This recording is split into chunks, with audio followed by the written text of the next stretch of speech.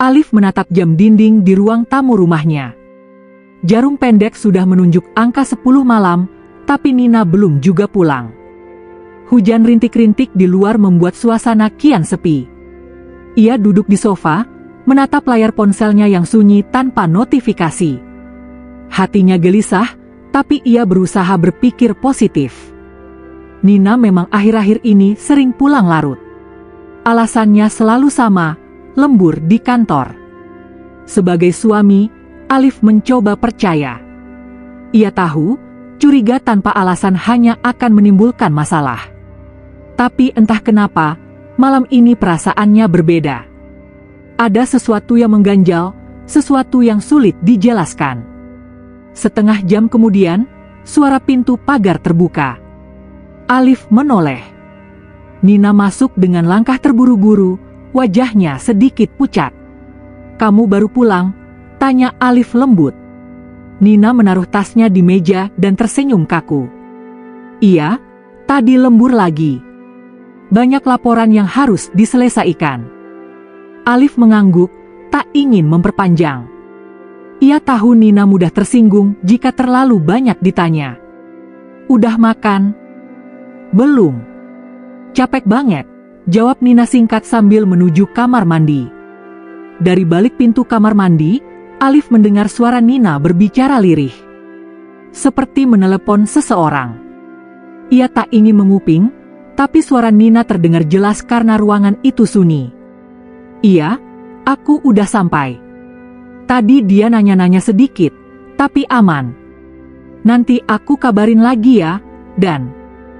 Nama itu, Dan. Alif terpaku sejenak. Ia mengenal nama itu. Dani, teman lama Nina waktu kuliah. Tapi ia menepis pikiran buruk itu dan mencoba tidur lebih cepat malam itu, walau hatinya mulai terasa berat. Keesokan paginya, Nina tampak tergesa-gesa bersiap ke kantor. Ia tak sempat sarapan, hanya meneguk kopi dan mengambil kunci mobil. "Sayang, mobilnya hati-hati ya," kata Alif sambil tersenyum. Nina menatapnya sekilas, seolah ada rasa bersalah yang ia sembunyikan. "Iya, tenang aja. Oh iya, aku mungkin pulang agak malam lagi. Kerja lembur lagi." "Iya, ini minggu terakhir laporan tahunan." Alif hanya mengangguk. Tapi dalam hati, ia mulai merasa ada yang aneh. Nina tidak lagi seperti dulu, tak banyak bercerita, sering menyendiri, dan ponselnya selalu dikunci dengan sandi baru. Malam harinya, Alif mendapat telepon dari sahabatnya, Rian, yang bekerja di bank. "Liv, aku cuma mau nanya. Kamu jual mobilmu ya?" "Jual mobil?" "Enggak." "Kenapa?" "Barusan ada yang konfirmasi penjualan atas nama Nina, istrimu. Katanya mobil itu mau dibayar cash minggu depan. Aku pikir kamu tahu." Darah Alif langsung berdesir. "Apa?" Setelah menutup telepon, Alif merasa jantungnya berdetak tak karuan. Ia menatap pintu kamar yang tertutup. Nina sedang mandi. Ia mencoba menenangkan diri, menunggu Nina keluar, lalu berkata pelan, "Nin, kamu jual mobil kita." Nina terdiam beberapa detik. Lalu tersenyum tipis. "Iya, Liv. Aku belum sempat bilang. Tapi, mobil itu aku jual buat bantu saudara jauh." "Saudara jauh?" potong Alif, suaranya meninggi. "Kamu bahkan gak pernah cerita soal itu." "Dia sakit, Liv. Kanker. Aku cuma mau bantu." Alif terdiam, menatap wajah istrinya yang tampak berusaha terlihat tulus.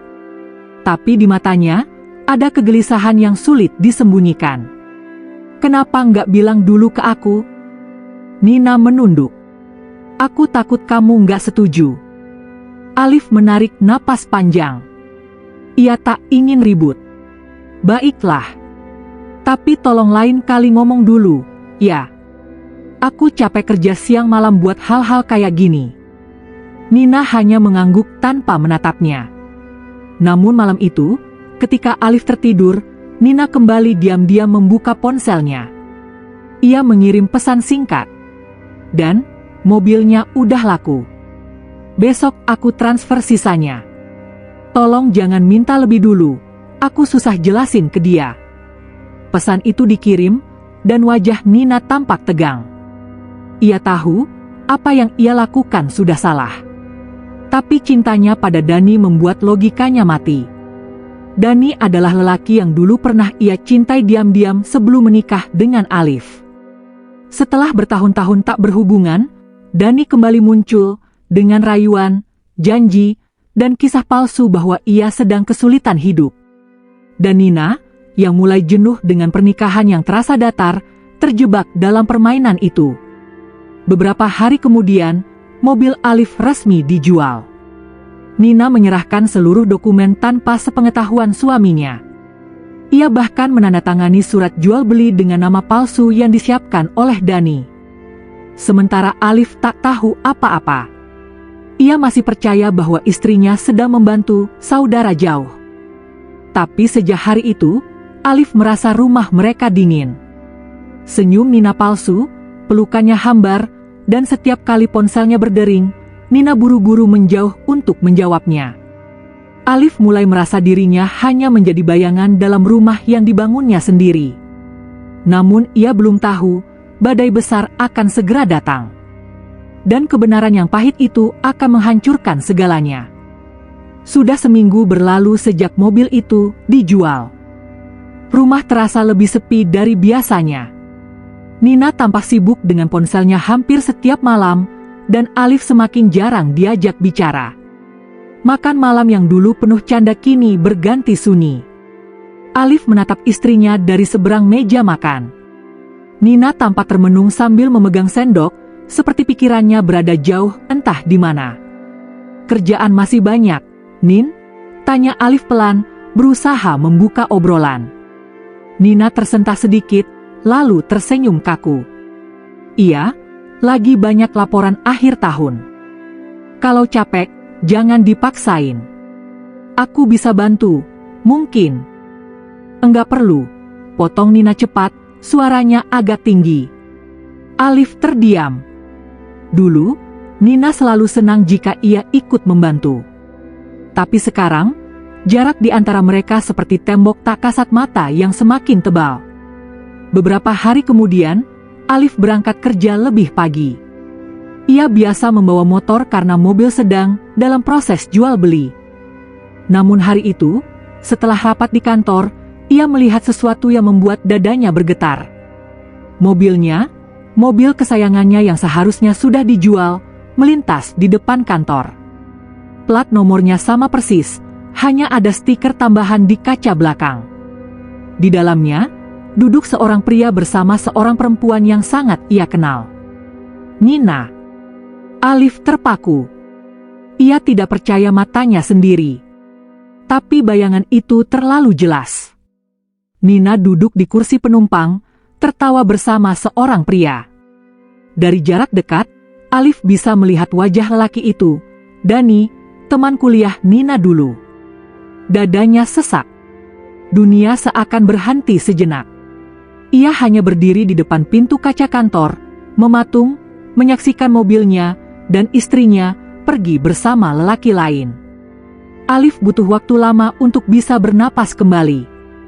Ia menunduk, menatap tanah, mencoba menenangkan diri. Mungkin, itu bukan yang aku lihat, gumamnya pelan, berusaha menipu dirinya sendiri. Tapi rasa sakit itu nyata. Malamnya, Nina pulang dengan wajah tenang, seolah tak terjadi apa-apa. Gimana kerjaanmu, Liv? Tanyanya sambil membuka sepatu. Baik, jawab Alif datar. Nina menatapnya sekilas, merasa ada sesuatu yang aneh dari nada suaminya, tapi memilih diam. Ia masuk ke kamar, lalu mulai menyiapkan pakaian. Alif duduk di sofa, menatapnya dalam diam. Nin, panggilnya pelan. Iya. Kamu tadi pergi sama siapa? Nina berhenti sejenak, tapi tak menoleh. Teman kantor. Kenapa? Teman kantor, ya? Iya. Ada urusan meeting di luar. Alif mengangguk kecil. Mobil yang kamu bilang udah dijual itu, kok aku lihat masih kamu pakai? Nina spontan menoleh, wajahnya pucat seketika. Kamu lihat? Iya. Di depan kantorku tadi. Suasana mendadak hening. Hanya bunyi jam dinding yang terdengar. Aku cuma minjem sebentar ke pembelinya. Katanya belum diambil, ujar Nina gugup. Alif menatapnya tajam. Sama Dani, ya? Nina membeku. Matanya bergetar. Ia ingin menjawab, tapi bibirnya kaku. Jadi, selama ini kamu bohong, lanjut Alif, nadanya mulai berat. Mobil itu nggak dijual buat bantu saudaramu. Tapi buat dia, kan? Nina menunduk, air mata menetes di pipinya.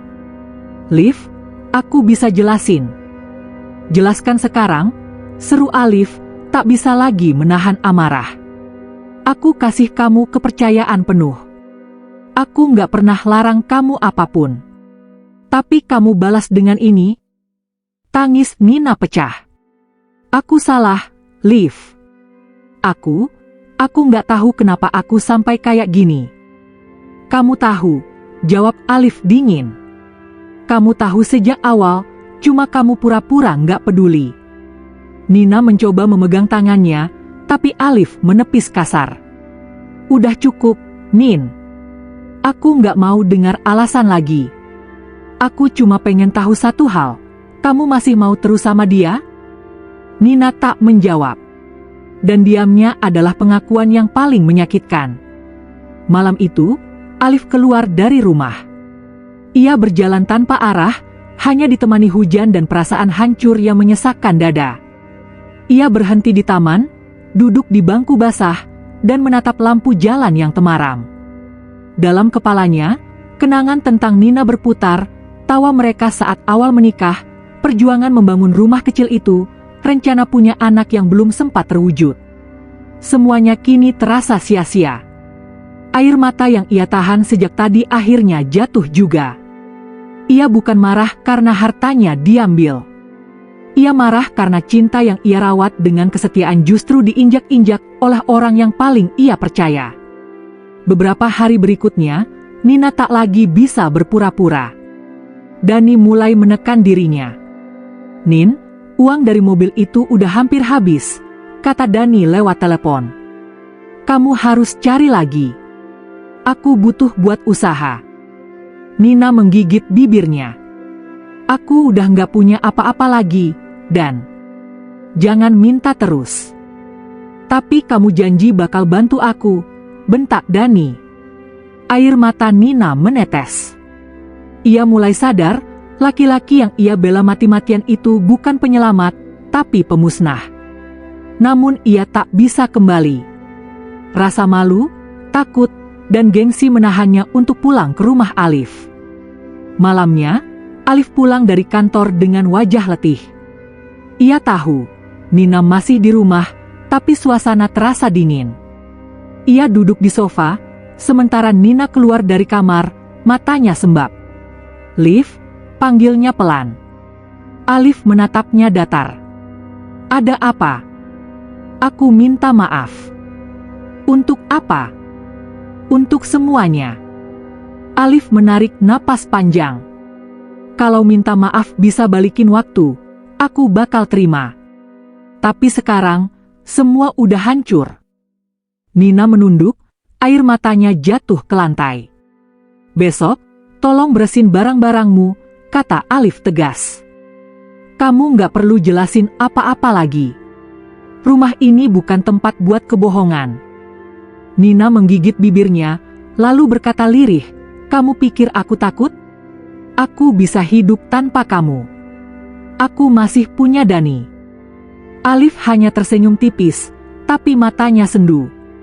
Semoga dia bisa bahagiain kamu lebih dari aku. Dan malam itu, Nina benar-benar pergi. Membawa koper, meninggalkan rumah yang dulu ia bangun bersama Alif, tanpa menoleh sedikit pun. Beberapa hari setelah kepergiannya, rumah itu terasa benar-benar hampa. Tapi di balik kesedihan itu, Alif merasa lega. Luka masih menganga, tapi setidaknya ia tak lagi hidup dalam kebohongan. Ia tahu, hidupnya tak akan mudah setelah ini. Tapi ia juga tahu satu hal. Cinta tanpa kejujuran hanyalah jebakan yang mematikan. Hujan deras mengguyur kota malam itu. Suara rintiknya menabrak genteng rumah Alif, memantulkan kenangan yang belum sempat benar-benar ia kubur. Sudah 2 minggu sejak Nina pergi, dan keheningan yang tertinggal terasa lebih dingin dari biasanya. Di meja makan, cangkir kopi hitam masih mengepulkan asap. Alif menatapnya lama, lalu tersenyum getir. Kopi ini, dulu Nina yang bikin, gumamnya pelan. Selalu kebanyakan gula, tapi rasanya hangat.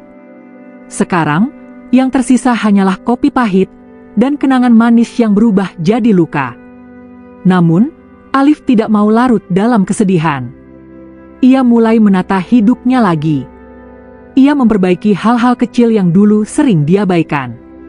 Ia memperpanjang waktu di kantor, belajar investasi kecil-kecilan, dan mulai menulis catatan harian, bukan untuk Nina, tapi untuk dirinya sendiri. Jangan pernah menyesal karena mencintai orang yang salah, tulisnya suatu malam. Menyesallah kalau kamu berhenti mencintai dirimu sendiri setelah dikhianati. Kalimat itu menjadi pengingat setiap kali perasaan sakit datang menyapa.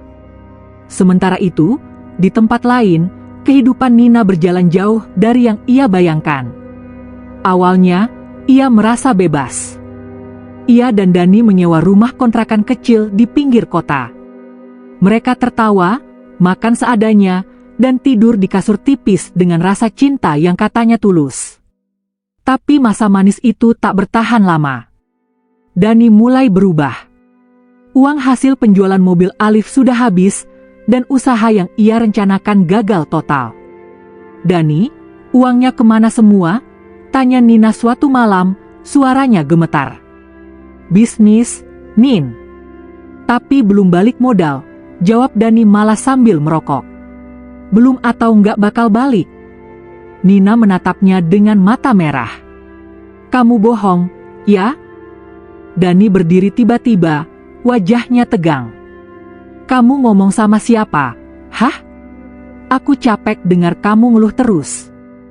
Tapi kita nggak punya uang lagi. Aku bahkan nggak bisa bayar kontrakan bulan depan. Tamparan itu datang cepat. Tepat di pipi Nina. Jangan ngatur aku, teriak Dani. Kalau nggak suka, keluar dari rumah ini. Nina terdiam. Pipinya panas, matanya berair. Dan di momen itu, ia sadar, ia meninggalkan rumah yang penuh kasih, hanya untuk hidup dalam rumah yang penuh amarah. Sementara hidup Nina mulai terpuruk, hidup Alif perlahan membaik. Atasan di kantornya mempercayakan proyek besar kepadanya. Ia bekerja keras, hingga lembur malam-malam, mencoba menutup luka dengan produktivitas. Tapi di balik semua itu, Alif tetap menyisakan ruang kecil dalam hatinya untuk belajar ikhlas. Suatu pagi, ia berangkat ke pasar untuk belanja keperluan rumah. Di sana, ia bertemu seorang wanita paruh baya yang dulu sering membantu mereka membersihkan rumah, Bu Rini. Mas Alif? Astaga, saya kira udah pindah, serunya ramah. Alif tersenyum. Masih di rumah itu, Bu. Bu Rini menatapnya sejenak, lalu menunduk. Saya dengar kabarnya, Bu Nina udah nggak sama Mas, ya? Alif menghela napas panjang. Iya, Bu. Kami udah pisah. Bu Rini mengangguk pelan, lalu berbisik. Saya sering lihat dia di kampung belakang sana, sama laki-laki lain. Kelihatannya hidupnya susah. Kalimat itu membuat dada Alif berat. Bukan karena masih cinta, tapi karena iba. Ia pernah mengorbankan segalanya untuk wanita itu, dan kini harus menyaksikan dia jatuh karena pilihan sendiri. Ya sudah, Bu, katanya pelan. Mungkin itu jalan hidupnya. Sore itu, saat pulang ke rumah, Alif berhenti di depan pintu. Di sana, di bawah guyuran hujan gerimis, berdiri seorang perempuan dengan pakaian basah dan wajah pucat. "Nina," bisiknya tak percaya. Nina menatapnya dengan mata merah bengkak. "Aku nggak tahu harus kemana lagi, Liv." Alif hanya diam. Ia memandangi wajah yang dulu ia cintai dengan segenap hati, kini lusuh, penuh penyesalan. "Dani ninggalin aku," katanya lirih. "Dia kabur bawa uang sisa. Aku nggak punya siapa-siapa lagi." Alif menelan ludah. Ia ingin marah, ingin berkata bahwa ini akibat dari perbuatannya. Tapi yang keluar dari mulutnya hanyalah helaan napas panjang. "Masuk," katanya akhirnya. Nina melangkah pelan ke dalam rumah itu, rumah yang dulu ia tinggalkan dengan sombong. Segalanya masih sama, dinding, sofa, aroma kayu di ruang tamu, tapi suasananya sudah berbeda. "Aku nggak minta kembaliin semuanya, Liv," katanya pelan. "Aku cuma pengen minta maaf." "Sudah terlambat, Nin. Aku tahu, tapi aku cuma pengen kamu tahu, aku menyesal." Alif menatapnya lama. Air hujan masih menetes dari rambut Nina ke lantai. "Kamu tahu apa yang paling menyakitkan waktu kamu pergi?" tanya Alif. Nina diam. "Bukan karena kamu selingkuh, tapi karena kamu ninggalin aku tanpa rasa bersalah sedikit pun." Nina menunduk, menangis tanpa suara. "Aku pikir aku bisa bahagia sama dia," katanya lirih. "Tapi ternyata aku cuma dimanfaatkan." Alif mengangguk pelan. Kadang, Tuhan gak langsung hukum orang. Dia kasih waktu supaya orang sadar lewat penderitaan. Nina menatapnya, berharap masih ada ruang di hati Alif untuk memaafkan. "Tapi, Liv, apa aku masih bisa menebus semua ini?" Alif menggeleng pelan. "Maaf, Nin. Aku udah selesai. Aku udah belajar memaafkan, tapi bukan untuk kembali." Tangis Nina pecah lagi. Ia terjatuh di lantai, memeluk lututnya, menyesali semua yang telah terjadi. Sementara Alif berdiri, menatap ke arah jendela, menatap hujan yang sama, tapi dengan hati yang sudah berbeda. Malam itu, Nina pergi lagi. Bukan karena diusir, tapi karena ia tahu tempatnya bukan di sana lagi. Ia berjalan tanpa tujuan, membawa koper kecil, dan kenangan yang menghantui langkahnya. Sedangkan Alif menutup pintu perlahan. Di dalam hatinya, bukan kebencian yang tumbuh, tapi ketenangan. Luka yang dulu menganga kini mulai sembuh. Ia sadar, hidup tidak berhenti di satu pengkhianatan. Terkadang, hancurnya cinta justru menjadi titik lahirnya kekuatan baru. Matahari pagi menembus tirai kamar Alif, memantulkan cahaya lembut di dinding ruang tamu yang kini tampak lebih hidup. Sudah hampir 6 bulan sejak malam terakhir Nina datang dengan air mata penyesalan. Sejak hari itu, Alif tak pernah lagi mendengar kabarnya. Kini, hidupnya berubah total. Ia bangun lebih pagi, menyiapkan sarapan sederhana, lalu berangkat kerja dengan semangat yang baru. Di meja ruang kerja, foto dirinya yang dulu bersama Nina sudah diganti dengan foto pemandangan laut, simbol kebebasan, simbol melepaskan masa lalu. Alif telah memaafkan, tapi tidak melupakan. Suatu pagi, di kantor, rekan kerjanya, Raffi, datang sambil membawa berkas. "Bro, kamu makin keren aja sekarang. Dulu kelihatan kayak mayat hidup, sekarang udah glowing lagi," canda Raffi sambil tertawa kecil. Alif tersenyum, menggeleng pelan. "Mungkin karena udah nggak bawa beban orang lain, Vi. Move on, iya. Udah lama. Kadang hidup memang harus kehilangan dulu biar bisa tenang." Ucapan itu terdengar ringan, tapi di baliknya ada luka yang pernah nyaris menghancurkan segalanya. Namun kini, luka itu menjadi pelajaran yang meneguhkan langkahnya. Alif bahkan sudah mulai membantu adik perempuannya membuka usaha kecil di bidang desain interior. Ia menemukan makna baru dalam bekerja bukan hanya untuk uang, tapi untuk membangun sesuatu yang bernilai. Sore harinya, ia sering duduk di teras rumah dengan secangkir kopi dan buku. Ia mulai menulis lagi, kali ini bukan catatan harian penuh keluhan, tapi kumpulan kisah dan refleksi tentang cinta, kehilangan, dan pembelajaran hidup. Dalam salah satu tulisannya, ia menulis, "Kesetiaan bukan tentang menunggu orang yang salah berubah, tapi tentang berani pergi saat kamu tahu dirimu pantas untuk dicintai dengan benar." Kalimat itu ia simpan, mungkin suatu hari bisa jadi bab pembuka bukunya. Sementara itu, di sisi lain kota, kehidupan Nina semakin terpuruk. Setelah Dani kabur, ia mencoba mencari pekerjaan, tapi ijazahnya sudah ditahan oleh tempat kerja lama karena utang yang belum dibayar. Ia sempat tinggal di kos kecil, namun tak lama kemudian diusir karena tak mampu bayar sewa. Malam itu, ia duduk di emperan toko yang sudah tutup, dengan tubuh menggigil karena hujan. Rambutnya acak-acakan, bajunya basah, dan wajahnya tampak jauh dari sosok elegan yang dulu mempesona. Sambil menatap langit yang kelabu, Nina berbisik lirih, "Alif, aku bodoh banget." Ingatan tentang masa-masa bersama Alif kembali berputar di kepalanya. Saat Alif bekerja keras menabung untuk rumah pertama mereka, saat Alif menemaninya ke dokter saat ia sakit, saat Alif bilang, "Aku nggak punya banyak hal di dunia ini, Nin. Tapi aku punya kamu. Dan itu udah cukup." Air mata Nina jatuh. Semua itu kini hanya tinggal kenangan. Dani, pria yang ia bela mati-matian, ternyata hanya memperalatnya. Uang dari hasil mobil habis, dan kini Nina kehilangan segalanya, termasuk harga dirinya.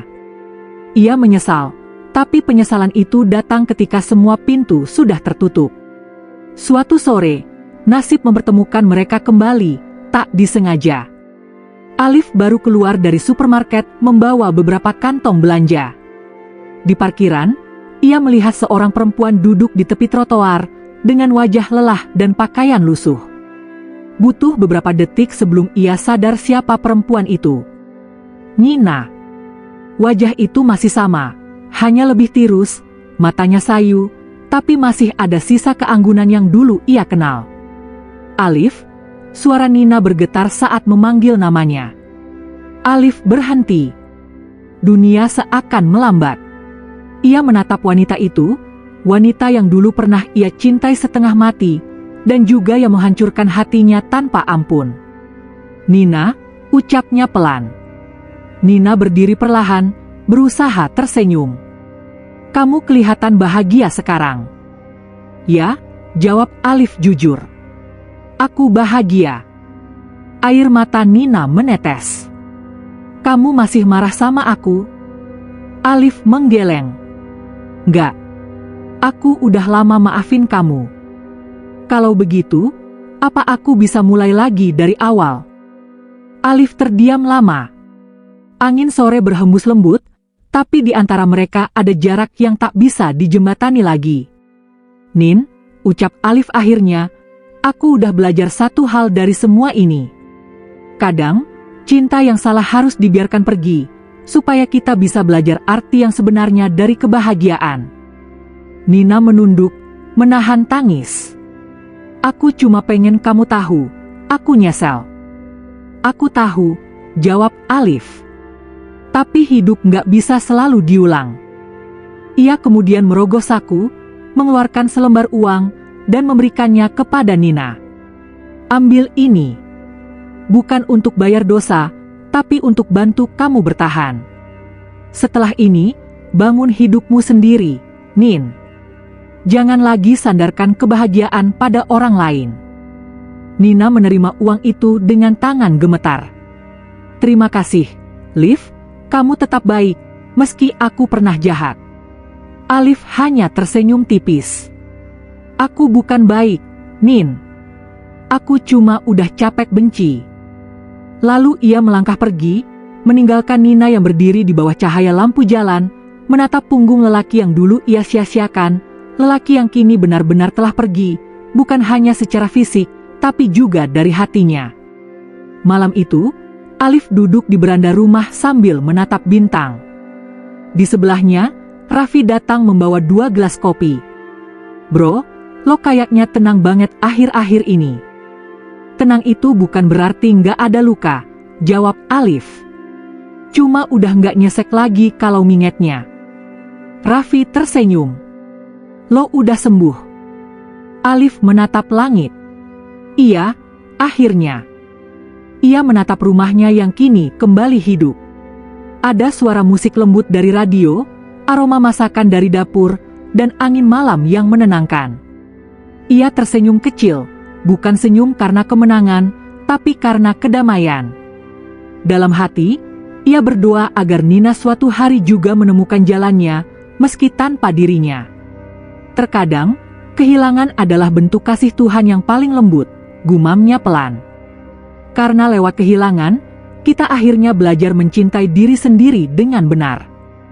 Dan malam itu, untuk pertama kalinya sejak lama, Alif benar-benar tidur nyenyak, tanpa mimpi, tanpa kenangan yang menyakitkan, hanya ketenangan di dada dan keyakinan bahwa luka sebesar apapun, pada akhirnya akan sembuh jika kita berani melepaskan.